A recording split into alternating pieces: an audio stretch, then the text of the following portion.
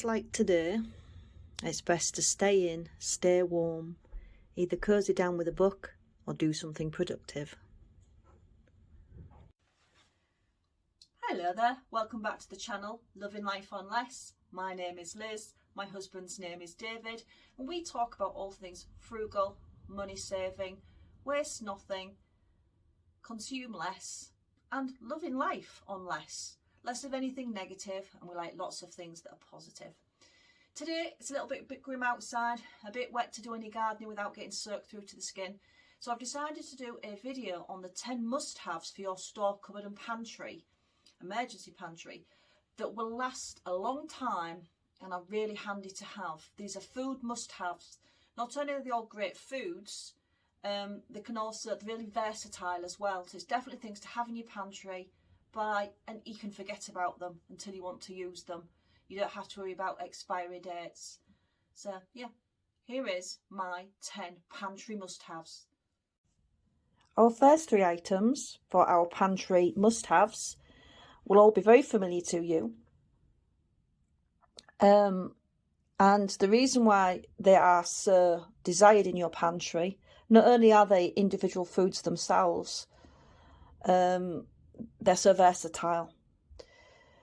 What I like about these 3 particular foods, which is sugar, vinegar and sea salt, is their preservative qualities. So if you've got a glut of fruit or vegetables, even meats, you can lengthen the longevity of those items using sugar, vinegar or salt. The sugar is great for preserves and conserves. You also need it for bread to rise. You can crystallise fruit with it. Obviously it's fantastic with cakes and puddings, and if you like to brew your own alcohol, it's great for brewing alcohol. Very rarely will you ever find an expiry date on a packet of sugar. In the UK tend to find recipes, which is all good. Then we have our vinegar. I have a slight preference for apple cider vinegar, but that's because we can make it from old apples or windfall apples that we have on the apple tree. Vinegar is so good itself, again, for preserving other foods to make them last longer, whether it's pickles and coleslaws. You can thin down sauces, sort of tomato sauce and mayonnaise, etc. with vinegar. It's a fantastic condiment on its own if you want it on sort of fish or chips or roast potatoes, something like that.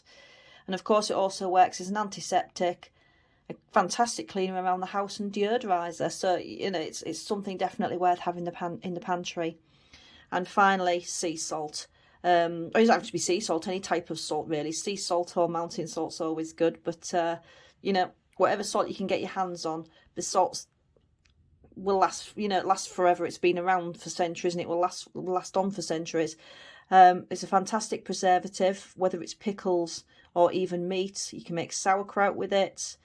You can make brines with it to preserve foods, and of course it's a fantastic cleaning abrasive. The only downside for sugar and sea salt and their longevity is moisture. Enemy is their moisture. So any foods that have been dehydrated or dried really need to be kept somewhere dry, and maybe even a little bit dark, but definitely dry.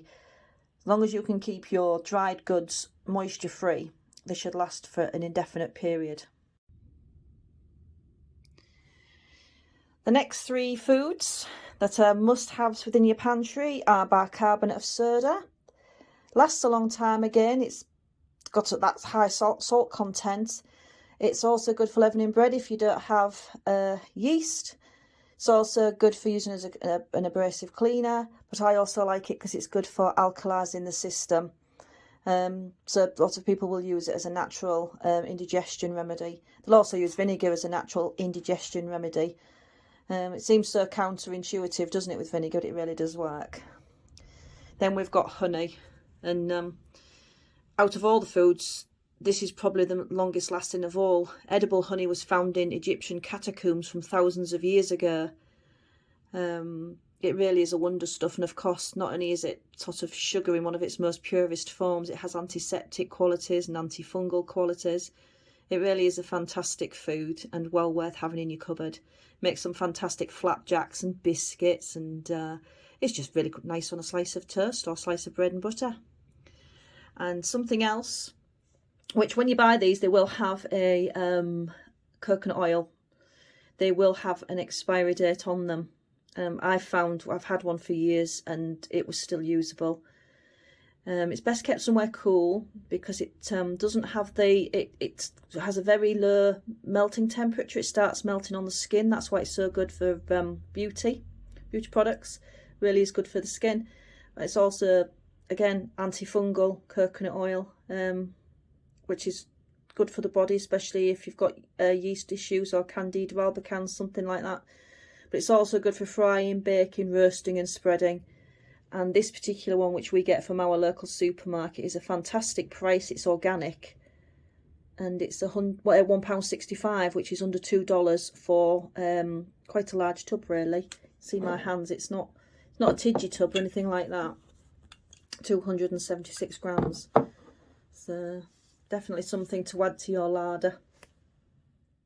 These items are self-explanatory. Again, coffee will last a long time when it's freeze dried.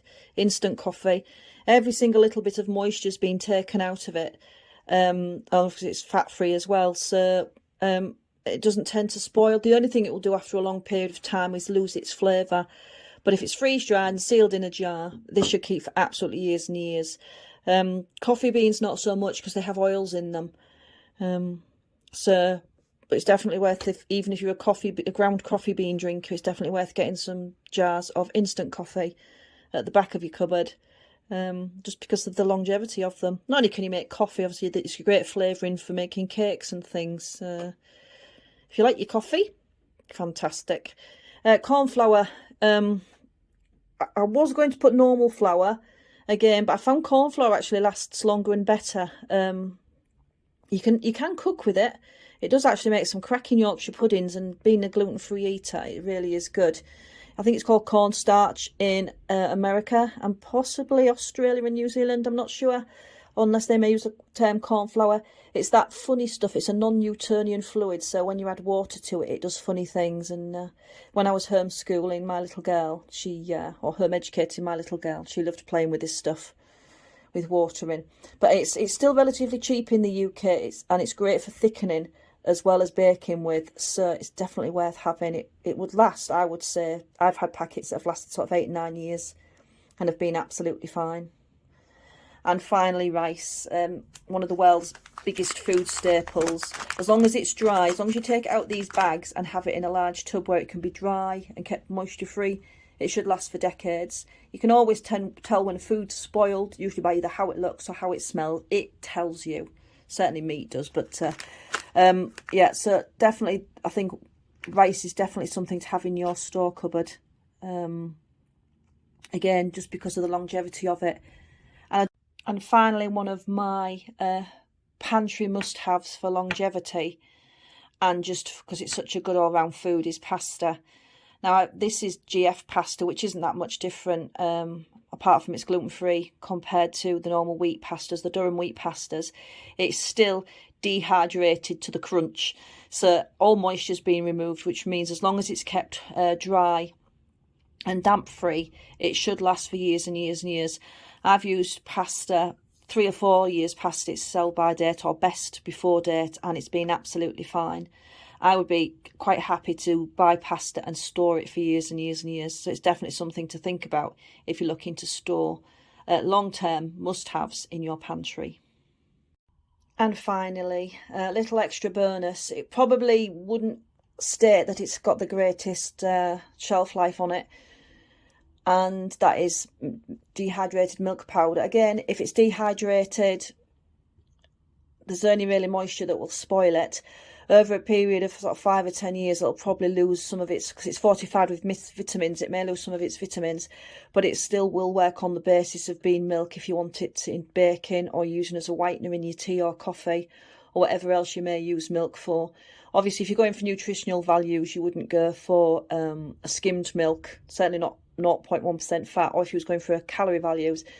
But this is just literally, we have a couple of these and it's just spares. We don't really drink a lot of dairy anyway, but it's really good for sort of like making where you need cakes, if you need milk, warm milk in bread loaves. And also in our gluten-free Yorkshire puds, we use dried milk powder in theirs. I've tried it with almond milk, the Yorkshire puddings, and it was just, no, horrible. But, so there's just some of my pantry must-haves that last a long time and are really handy to have stocked up in your storage. In the background, I've got a few of the books I'm currently perusing through, or have to peruse through. They're all what I call positive, helpful books. Books that bring me wisdom and comfort. They're not my sort of frugal living books. They're just basically how to get a better attitude. So I've got the Holy Bible, of course. I've got Emerson's essays. I've got The Alchemist, A New Earth by Eckhart Tolle and Napoleon Hill. Happy planning book. I'm quite enjoying this book. It's all about planning. I think it's really frugal to be well organised, because you don't tend to double up on things or miss out on things. So just a quick question to you guys out there. What books do you use for comfort, motivation, wisdoms, ideas? What books work for you? What have you found that's improved your life? What would you recommend? I'm always happy to stretch my library, especially from February the 1st, when I might purchase a new book. So thank you for being with me again today. If you like the content, please like, subscribe and share, and we'll be with you again very soon. I hope you all have a wonderful day wherever you are. Bye for now.